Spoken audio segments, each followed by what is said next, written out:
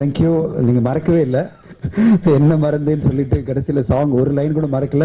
கண்டிப்பா ஆடியன்ஸ் இந்த பாட்டை வந்து மறக்கவே முடியாது. இந்த பாடலுடைய வரிகளும் மறக்க முடியாத பாடல்கள் அமைஞ்சிருக்கு. விவேகா சார், மாசான சாங்ஸ் எல்லாம் கொடுத்துருக்கீங்க, ப்ளீஸ் கம்.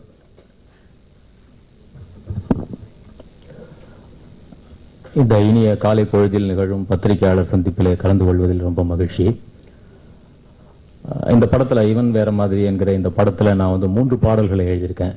மலைய போராட்டல, லவ்ல தனிமையிலே என்கிற 3 பாடல்கள் எழுதியிருக்கேன்.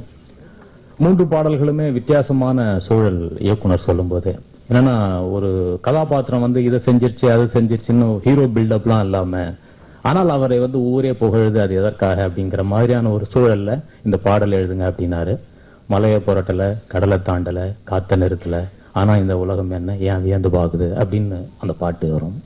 அதே போல பாத்தீங்கன்னா லவ்ல பாடல் ரொம்ப அழகான ஒரு காதல் சூழல்ல அமைந்த ஒரு பாடல். நீ சிலை போல இருக்கன்னு சொல்ல முடியல, அடி சிலையெல்லாம் உன் போல வாசம் கொடுக்கல, நீ நதி போல இருக்கன்னு எண்ண முடியல, நீ நடந்தாலே கடல் போல கூட்டம் தெருவுல, பெண்ணையும் ஆணையும் படைக்கிறது பிரம்மனோட வேலை, உன் மூக்கையும் கண்ணையும் படைக்கும் போது மூடில் இருந்தான் போல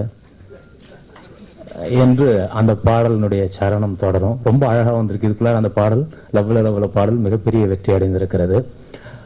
அதே போல தனிமையில பாடல் ஒரு கனமான கதை சூழலிலே வருகிற ஒரு பாடல். 3 பாடல்களுமே ரொம்ப அற்புதமா அமைஞ்சிருக்கு. இந்த படத்தினுடைய இசையமைப்பாளரை பத்தி சொல்லணும்.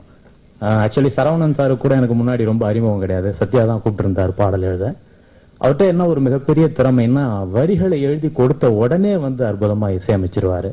அதுக்கு முன்னாடி ஒரு நேரலை நிகழ்ச்சியில அவரோட நான் இதை செஞ்சோம். ஒரு பண்டிகை நிகழ்ச்சிக்கு வந்து நான் பாடல் எழுத, அவர் உடனே இசையமைக்க அப்படின்னு நிகழ்ந்தது.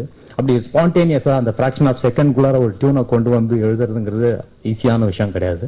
ரொம்ப அழகா அதை பண்ணக்கூடிய ஒரு இசையமைப்பாளர். அதே போல இயக்குனர் எங்கேயும் எப்போதும் சரவணன், அவர் வந்து எங்கேயும் எப்போதும் அப்படின்னு வெகு தூரம் சாலையில பயணம் செய்கிற ஒவ்வொரு பயணியும் நிச்சயமாக ஒரு முறையேனும் எங்கேயும் எப்போதும் படத்தை நினைத்து பார்ப்பார்கள். ஏன்னா அந்த அளவுக்கு அந்த படம் தாக்கம் ஏற்படுத்தி இருக்கிறது.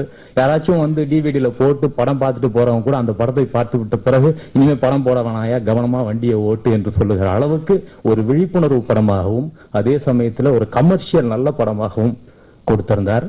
நிச்சயமா இந்த படத்துல சில காட்சிகள் நான் பார்த்தேன் ரீ ரெக்கார்டிங் அப்போ.